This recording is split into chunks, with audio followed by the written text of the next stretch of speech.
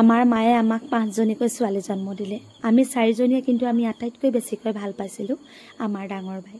কিন্তু ডাঙৰ বাই আকৌ আমাক এৰি থৈ গুচি গ'ল 7টা বছৰৰ আগতে। ডাঙৰ বাই নানান ধৰণৰ বেমাৰে ভগৱানে জুৰুলা কৰিলে। তাৰ পাছত আমাৰ পৰা বিদায় মাগিলে। কিন্তু ডাঙৰ বাই হেৰাই গ'ল যদিও আমি ডাঙৰ বাক দেখা পায়ে থাকোঁ। ডাঙৰ বাই আমাক এনেকুৱা ধুনীয়া 2টা সম্পদ দিলে, যিকেইটা সম্পদক দেখা পালেই আমাৰ মন প্ৰাণ সকলোখিনি শান্তি পাই যায়। আজি আমাৰ ঘৰলৈ 2টাকৈ কলিজা আহিলে। ডাঙৰ বাই ল'ৰা ছোৱালী কেইটা সন্ধিয়া নোহোৱাৰ আগতে চোতালখন সাৰি আছিলোঁ। সিহঁতকেইটাই যি চিঞৰি চিঞৰি আহিছে বাইকৰ হৰণ মাৰি। মই গম পাইছোঁ আমাৰ ঘৰলৈ কোনোবা ভাগিন বা ভতিজা আহিছে।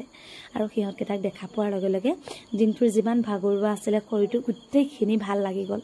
গাটো সাউত কৰি ধুয়ে সিহঁতৰ কাৰণে পাকঘৰত এইদৰে অকণমান খোৱা বস্তু বনাবলৈ আহিলোঁ।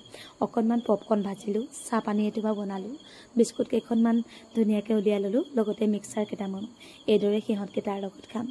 মোৰ আটাইতকৈ দুখ লাগে এটা কথাতে জানেনে, বায়ে আকৌ আমি ঘৰ বনোৱা এবছৰৰ পাছতহে মৃত্যু হ'ল। কিন্তু বাৰ বহুত হেঁপাহ আছিল আমাৰ ঘৰখনলৈ আহিবলৈ।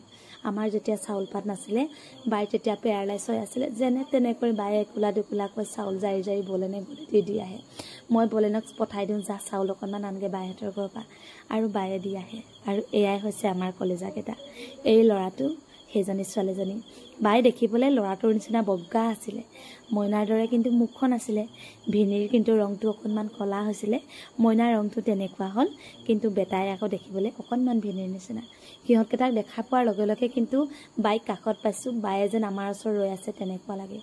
তথাপিও বায়ে যদি এবাৰ মোৰ ঘৰখনত যদি জীয়াই থকা অৱস্থাত এবাৰ গচকি পোৱা হ'লে কোনোদিনে সেই দুখটো অনুভৱ নহ'ল হ'লে। কিন্তু আমাৰ এনেকুৱা এটাও স্মৃতি নাই যে বাইৰ লগত একপিও আমাৰ ফটো নাই। তেতিয়া আমাৰ হাতত মোবাইলে নাছিলে।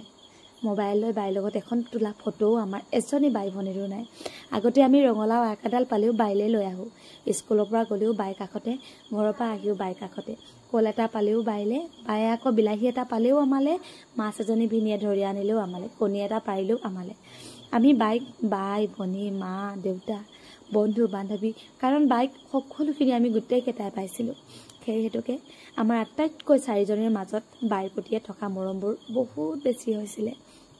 আমি 4 জনী এতিয়া জীয়াই আছোঁ, কিন্তু আমাৰ মাজত বাইৰ লগত থকা সম্বন্ধটো 4 জনীৰ মাজত এজনীৰো লগতো নাই।